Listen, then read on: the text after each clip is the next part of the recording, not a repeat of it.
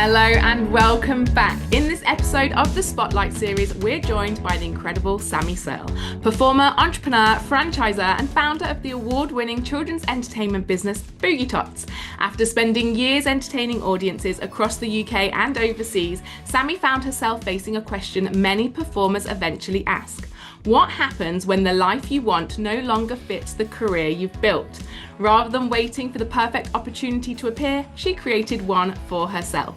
Together, we'll explore the journey behind her chapter, Not Bossy, the Boss, from navigating self-doubt and career setbacks to building a thriving business that now helps performers create flexible careers around family life. We'll talk about leadership, confidence, franchising, motherhood, and the transferable skills performers often underestimate. This is a conversation about trusting your instincts, embracing your strengths, and discovering that being too much might actually be your superpower. Whether you're a performer considering the next chapter, a parent balancing ambition and family life, or someone dreaming of creating something meaningful from scratch, Sammie's story is proof that sometimes the greatest spotlight isn't the one you're given, it's the one you build for yourself. Please welcome to the Spotlight the wonderful boss babe, Sammie Searle. Welcome to the Spotlight series, where each week we meet one of the brilliant co-authors and creatives behind Spotlight on Success, the PerformerPreneur book that's redefining what success looks like both in and out of the showbiz spotlight. I'm your host here, Nicole Louise Geddes, and in these special episodes we learn even more about the stories behind the sequins. Raw, honest, powerful reminders that the end of one act is only the beginning of another. So listen in as we chat challenges and triumphs and inspire you to shine in any spotlight you like. Thank you. Absolute pleasure, Sammie. It is an absolute joy to have you here on the podcast and to have you as an additional co-author in our best-selling book. It is such a privilege to have you join us for the second edition. How does it feel to be an author, Sammie? It feels a bit crazy. Yeah, I'm quite excited to when the book comes out and yeah, all of that. It's going to create even more ripples than the first edition because the 4 additional stories we've added just add so much more depth and breadth. And everybody's experience is so different. It's just impossible not to reach the person that needs to hear your story. And I think the person that does need to hear it is somebody who's navigating that kind of pivotal moment of stepping up into that CEO role, like that internal one. We're talking about turning that bossy and business brain into that CEO leader, and you've done that perfectly. Through your chapter, you talk about starting life as a child labeled bossy and ending here we are now as an award-winning franchisor with Boogie Tots as the CEO of your life and your business. Talk us through very quickly kind of where you started internally and emotionally with that bossy label and how it feels to own that now later on in life. Yeah, so being called, well, I was called a leader. It's in my school report, it said Samantha always wants to be the leader. And I remember feeling not good about that. And because ultimately that means you're bossy and it's not a very attractive quality, or we're led to believe it's not an attractive quality in a little girl. So yeah, so I guess I didn't really want to be the bossy one because bossy one isn't popular. And yeah, I guess as well, always being a performer, always looking for a little bit of attention. Um, and yes, and now I'm embracing the fact that I am a leader. I'm very good at being a leader. And when I'm not the leader, I kind of want to take charge. So I'm trying to just embrace that and accept what I'm good at and admit that bossy doesn't have to be a bad thing. It certainly isn't. And actually funny that you just said that because it just highlights the fact that it never said bossy in the first place. Yeah. That's evolved in your own mind and possibly in other conversations that developed after that particular moment that sits with you all these years later. Leader is such a strong word, but again, it's something that many people kind of sway away from because of the connotations. But you are leading your own life, Sammie, now. You always have done. Through your chapter, you talk about travel, you talk about different roles, different relationships. And they've all led you to where you are now. So what do you actually think about the word leader now? Yeah, I like it. I like it. And I know I'm good at it. There's like certain situations in our house, like in our family, where I kind of want my husband to take charge, but we know now that I am better at it, so I just need to step into that role and I will take charge because I know how to handle these situations. So yeah, I'm embracing it. I'm just trying to make it who I am, and it's fine. Who I am is fine. Well, who you are has got you right to where you are meant to be. And that is building your franchise Boogie Tots. It's creating that business. It's juggling motherhood and, small children at the start and now, adult children here, building that business alongside all kind of seasons of your life. Do we want to jump there quickly? Talk to us about Boogie Tots. I know you're branded up there and wearing the t-shirt. You probably just come in from a session. It's very much, what you do and who you are right now, leading that. So tell us about Boogie Tots. Yeah, so Boogie Tots are fun, engaging dance classes that are very much based in my entertainment background, um, based on that mini disco that you would have, when you go on holiday. But also, so my first child was a boy, and when we were looking for classes, there wasn't much out there for boys, not in that musical dance kind of space. If it was ballet or musical theatre, and we tried a couple of those, but what they were asking was for my child to stand still on a spot and wait for his turn, and he wasn't really going to do that. So I decided to create Boogie Tots for him and for me, and it's a fun dance along activity that requires imagination and creativity, and it's really great. And it's really come around now. So we just hit our 18th birthday. And there's just things that are happening now. I recently reached out to a couple of people that used to come to Boogie Tots to try and get some testimonials on what they thought of it. And it's resulted now into a girl that used to come to Boogie Tots. She's going to be leaving university in June, and she wants to come and work with Boogie Tots. And I just think that's amazing because it's a long game, but we've created that person who's got that confidence, who loves dance, who loves to move, who loves performing, and now they're coming all the way at 20 years old and still got it. Oh, I love that. I'm literally jumping around my questions, Sammie, because that's giving me goosebumps. And I can see, if you're watching this on YouTube, listeners, you can see Sammie's kind of love and joy for everything that she is doing and creating and created. And I'm going to jump to a question that was further down my list about being a heart-led leader.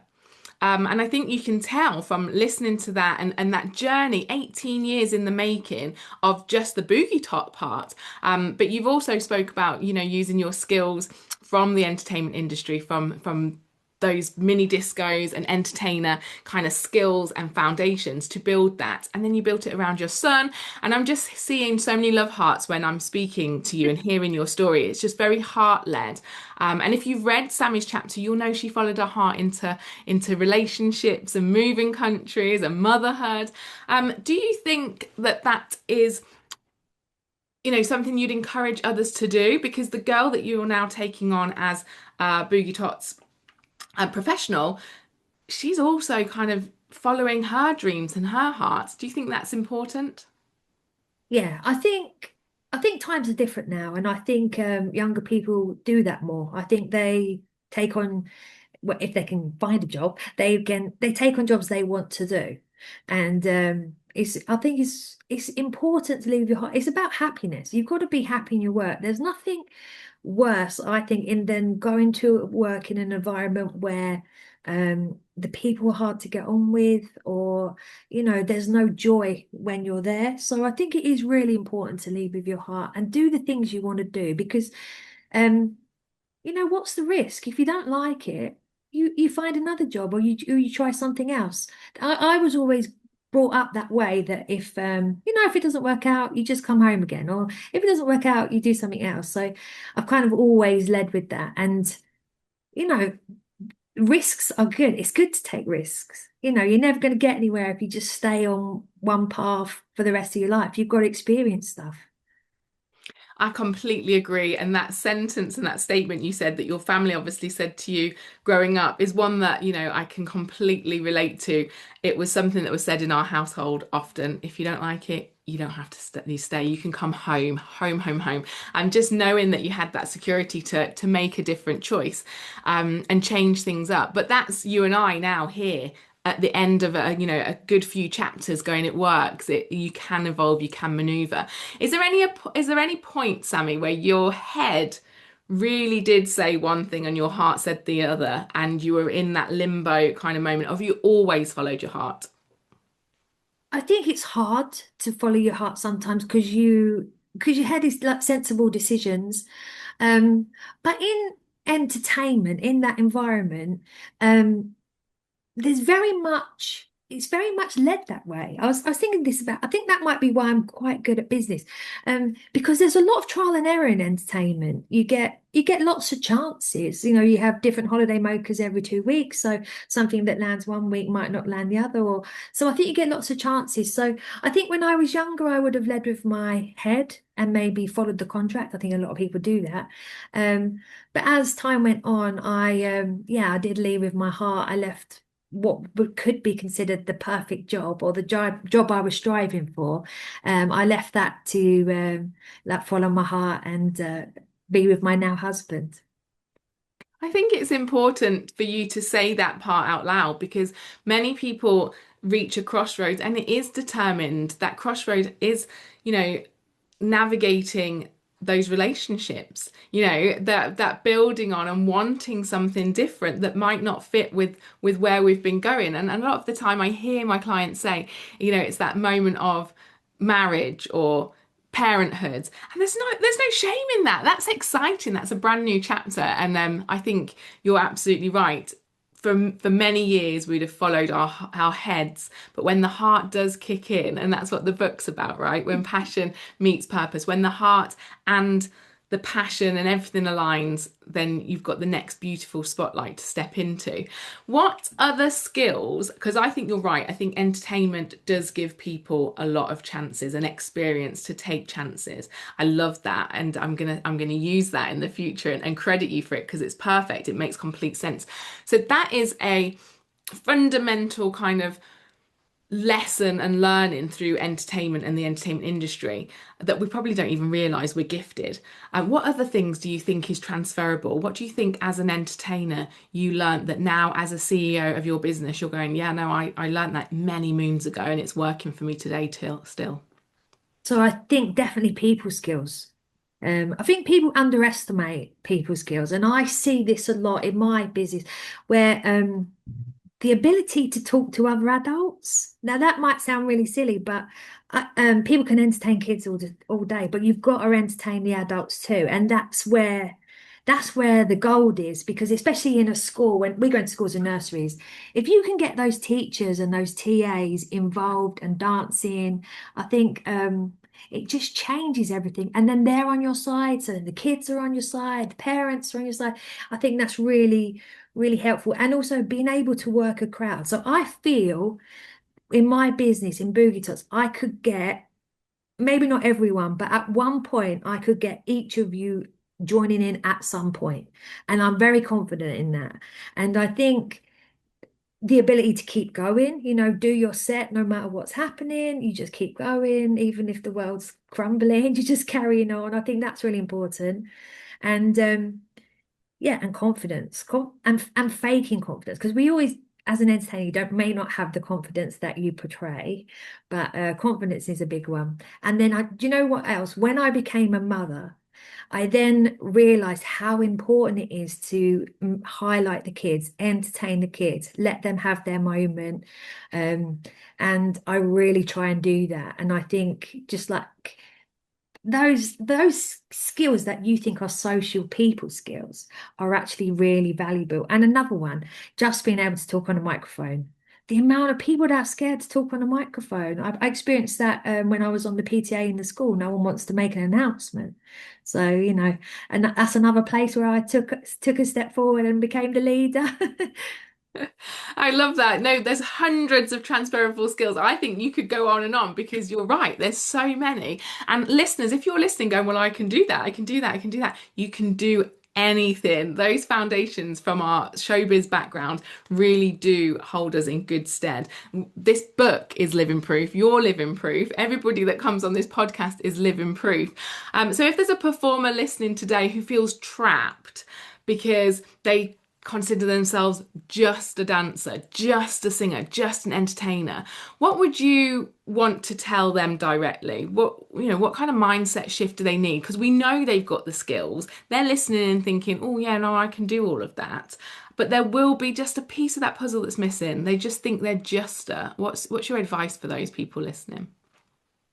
Well, it's not just, it's like you are an entertainer, performer, dancer, and those transferable skills can really work in any job, really. Being able to customer service is presentation.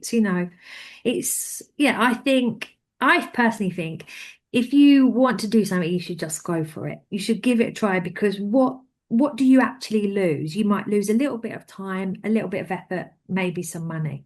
And I think those are risks worth taking for future happiness and um yeah, I don't know if that answered your question, did It it? absolutely did.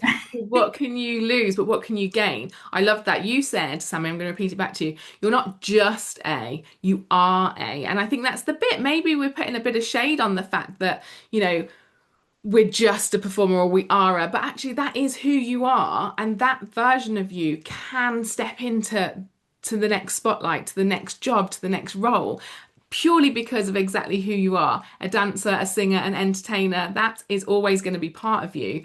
And let's build on that. Let's build on that. Let's find the support. Let's do the thing. And when you did the thing, Sammy, you went and won awards. You did it, you committed, you built this business, you 18 years old, it's still going strong, it's evolving every year. And when you did start this, you created something very special and it's an award-winning business. Tell us about that feeling, because I can't imagine you believed that was possible at the beginning. No, I don't really think. I think for a long time, Boogie Tots was something I did alongside my children. I didn't really have. Um, I was going to say I didn't have ambition. I always have ambition. I guess I didn't know how to be that business person that can sustain the contracts and get new contracts and all of that. So I learned all of that, and then it wouldn't occur to me to apply for an award. I think I might have done it early on, and it was a public voted one, and yeah, and it didn't really get anywhere. It was a little bit exciting. And then last year I won Mompreneur of the Year, which I'd applied for before and I'd become a runner-up. And I cannot tell you what I put differently in those application forms, but I do know that in the one where I won, um, the people that judged it, they saw the passion and the heart. And maybe I wrote it rather than writing an essay. I wrote it from my heart and with all the passion. And that was what did it. I guess people want to know not just the ups, they want to know the downs as well and the difficulty. And that, yeah, and now we're an award-winning business and mumpreneur as well. So again, you can think, oh, she's just a mum and she's a businesswoman. But it's kind of highlighting the fact that yes, you are a mum and you're a businesswoman. You're not just a. Yeah, Juster. We're going to scrap Juster. If there's anything you take from this podcast, listeners, there's no Juster. You are a combination of everything. And Mumpreneur, I love that because you built the business because of your son not having the opportunity to dance and perform as a child that you wanted for him. And so that just feels so special, right? Yeah, it does feel good. It does feel good.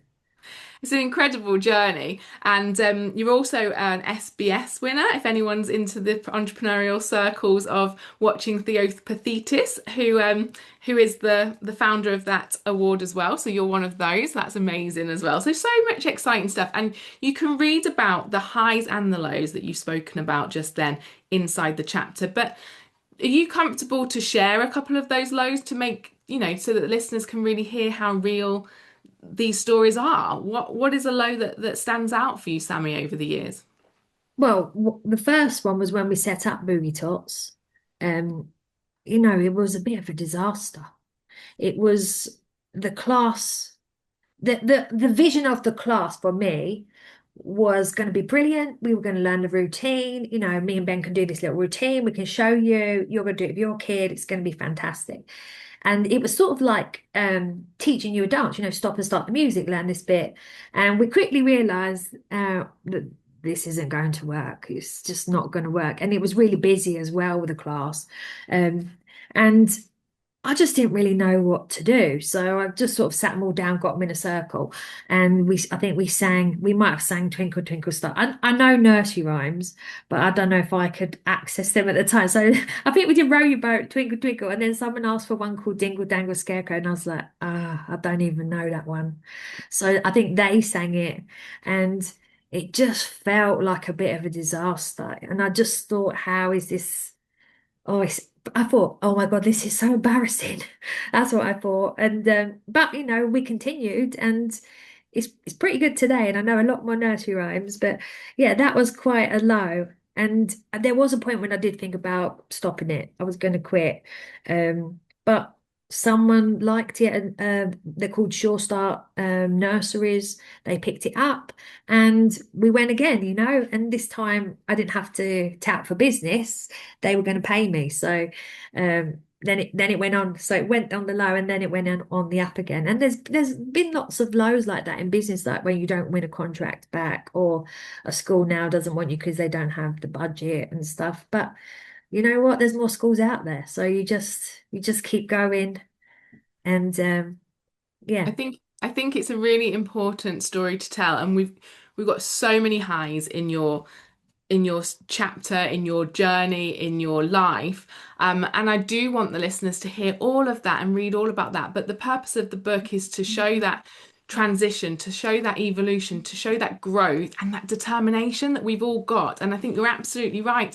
There'll be people that are watching the podcast, reading the book, social media in general, that just think that it comes so easily and so quickly. And part of my mission is to say, well, it's beautiful and it's necessary, but it's not always easy. And so I really appreciate you, sharing that story, because you saying it felt like it was a disaster is going to reassure somebody else right now that's starting or midway and classes don't feel like they're going in the direction that they need to. So thank you for that. But it did grow, and you'd never stopped. And I think that's just such a big thing that the performing industry does and has gifted us and builds us to do, is just keep going, keep smiling. You've slipped up or your costume buttons popped, but just keep going, keep going. I can imagine you in that scenario, Sammie, with your son, just smiling away, keeping the class moving. Yeah, here we are today. Is there anything that you would have done differently, Sammie, actually, over the years? Anything that you wish you'd done sooner or done differently, or how do you feel? I wish I'd got into a bit business mindset earlier on. I think it would have changed my life a lot earlier and changed my family's life. So I think that would have helped. I would have liked to have grown quicker. So we're now looking at franchising, and kind of looking at franchising a little bit out of a necessity, as in I'm getting older, and I've tried to talk my kids into taking over my business, but they're not, at the moment, they're not interested. So I don't want Boogie Tots to end when I've had enough of it or I'm no longer able to do it. So that's the idea of the franchising. But I would have liked to have started that earlier if I'd have ever thought that Boogie Tots was something that could be franchised, because I don't think I did at the beginning, because you have an idea of what franchising is. And I think I was told a business has to make a certain amount of money before it could be franchised, which isn't strictly true. It does have to be profitable. Yeah, so that's one thing I wish I'd done earlier.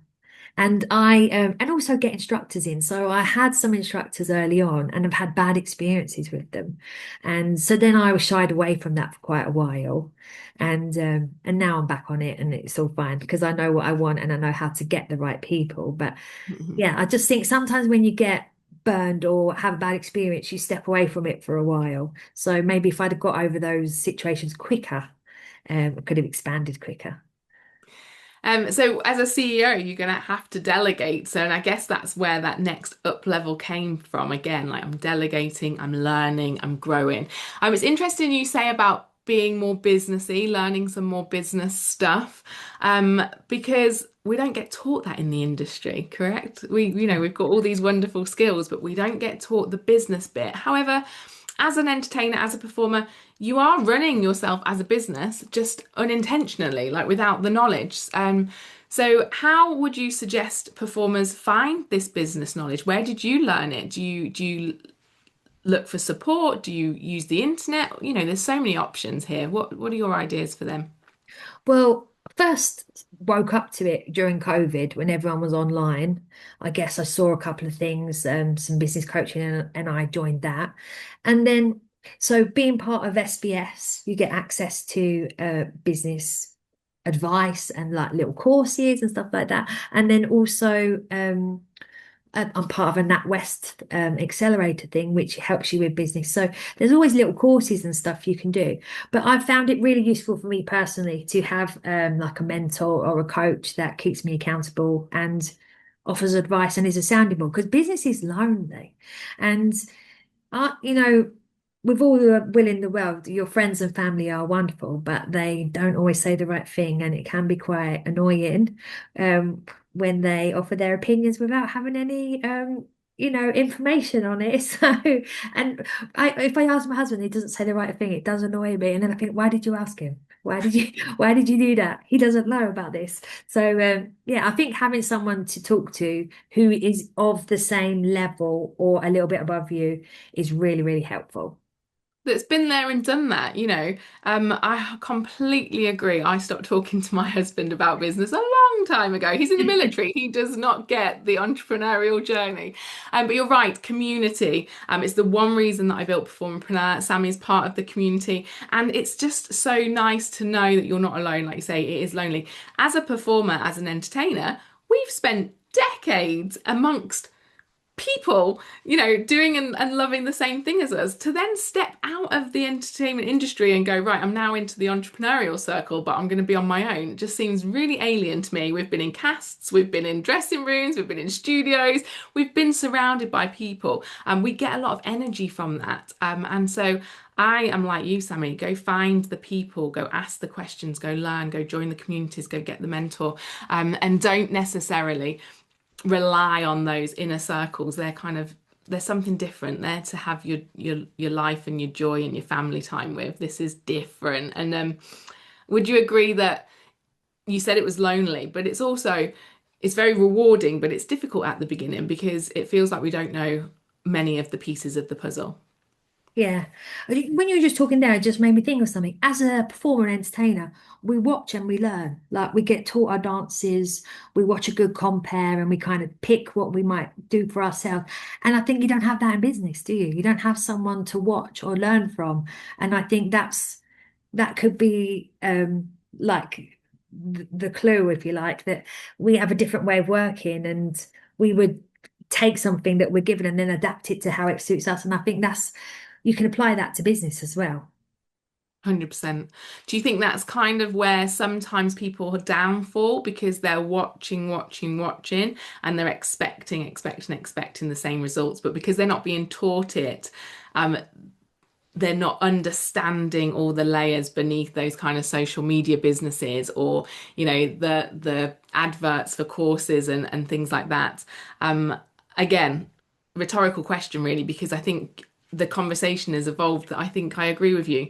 We like to watch and learn as entertainment professionals, yet if we're not asking to be supported and taught, then we're just looking at that superficial level and we're thinking that is it. And you and I both know there's much more to it. So find those people that are willing to share the steps.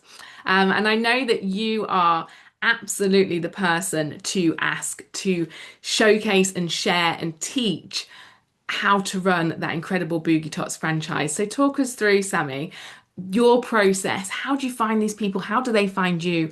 And there's a term in franchising, isn't there? Doing business but not alone. And I think that's basically what we're saying here. Like, how incredible to do this but not start from scratch and do it alone. So talk us through your franchise opportunity and what people would get from working with you.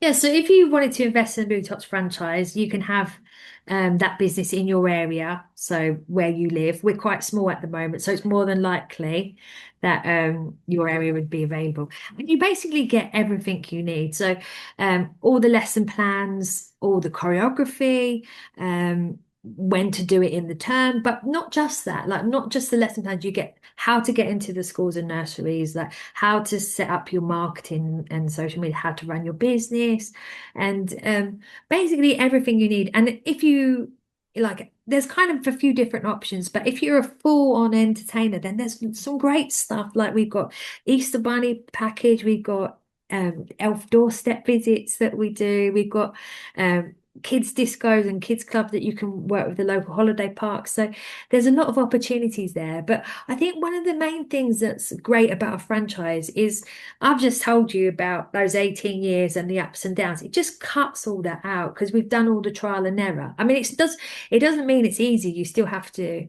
invest your time and work on your business, but it cuts out a lot of trial and error. I was talking to my franchisee the other day, and we were just talking about some business stuff, and she said she doesn't need to worry about the business side because she knows it's all covered and she's got the information there. So she doesn't need to worry about, I can't remember what her exact words are, but basically, because she's part of the franchise, she feels quite secure and she knows everything works. And I love that. I was like, well, yeah, that's good. That makes me feel really like I'm good about it. And it's very much so, we're saying when you don't know about business, who you're going to look to. That's what we would help you with, or I would help. It's me. I say we, it's me. I would help you with it. And it's in my interests for, your business to succeed because it's representing the Boogie Tots brand. And yeah, and it'd just be really nice. Boogie Tots is so good. It just needs to be in other areas because it's really great for the community. That's one of the things we love the most about it. It's such a community thing, and mums and dads and grandparents, they all love it. And it really integrates you as the pillar of your community that runs this really fun activity that people really love. So it's good for the soul as well. 100%. I love that for you that you are, just hearing these words from your franchisees and just reiterating to yourself each time, hello, yes, I am the CEO of this. People are looking to you, Sammie, and you are giving them the business, the support, the identity. And that's so important. And to become that person in your community, I can't think of anything more appealing to a performer than that. Like, you've gone from sailing the seas, working in holiday parks, and you coming home. People do always want to come home from those incredible contracts, but something shifts, something changes. When you're at that point, listeners, what are you going to do next? This could be a business in a box. And that's the bit that makes me excited for potential franchisees. Like you say, you've got it all there. You've got the support, you've got the accountability, you've got the marketing. My first business is 21 years old this year. And yeah, if I could cut out 10 of those years of trial and error, how amazing would it be right now? So that is the opportunity that's available to anybody that's thinking about becoming a franchisee. You just get it given and gifted and all the hard work done, but you do have to put in the hard work too. Sammie, who is your chapter for? If you could say, pick up the book, hand it to somebody, who have you got in mind? I know when we did the workshops and the chapter building part of the process, we got asked to visualize who we were handing that book to. Who do you hope will pick it up, and what do you hope that they feel at the end of reading your chapter? So I think the person it's for is that performer that's just leaving college or university and they're not really sure what their path is. I'm getting emotional, stupid. And it's for them to see like the opportunities that are out there because there's so much. I'm sorry, No, I didn't I love Sammie, you've got me tearing up. Heart-led entrepreneur in an absolute love heart here. You are the epitome of that, Sammie. That emotion is real, listeners. It's real because Sammie and I have felt this journey over decades. And if we can make it easier for that next generation, I know you wholeheartedly believe in my mission, Sammie. If we can make that transition easier for the next generation, if you can see that there's many, many spotlights, not just the one that you're, aspiring to right now, there'll be more. There'll be different opportunities, different chapters, different directions. And it's so beautiful to see. I know you're emotional, but it's beautiful because we know what's possible. And you have been part of this book and it's incredible. How would you sum up your book writing journey? Exactly that, a journey. And again, it brings up a lot. It's not necessarily sad, but it brings up a lot of emotions. And I just think writing it down, is quite cathartic, it's quite powerful. And yeah, also when you write it down, you're like, wow, I'm amazing. I've done all these things. And um yeah, I think it was quite easy as well through the process. The process made it easy. I love a deadline, so I'm good at working to deadlines and being told what to do. So yeah, it was nice. And that first time when you get a family member to read it, so the first person to read it was my husband, who's like, he loved it. And then sending it to my mum, and my mum is the sort of person that she won't maybe read it, but she'd be like, you spelled that wrong. You need a comma there, she'd critique it. But yeah, she just sent back lovely comments. So it was nice. It was a nice experience. And I like the fact you get it all out of your head and you put it down. And there's lots of bits that didn't go in the book, but it kind of let you see what your life is, what your journey's been. And there's a lot of lessons in there for me as well. Oh, amazing. Because cathartic is a word that comes up all the time. But how often do we stop and really stop and look back on all of those chapters? I've loved reading your chapter, Sammie. I've loved getting to know you. We speak every week through the book process and the voice note support, and you're just an absolute dream. You are boss babe, you're CEO, you're doing incredible things. The story is only going to get bigger and better. We're on this franchise journey now. I can't wait for franchisees to step forward. And finally, before we go, just tell us all, Sammie, it will be in the show notes below. Tell us all where we find you on social media so that we can connect if we'd like to. So Boogie Tots has a website with boogietots.com, and on Instagram and Facebook, we are at Boogie Tots HQ. Perfect. We'll see you over there.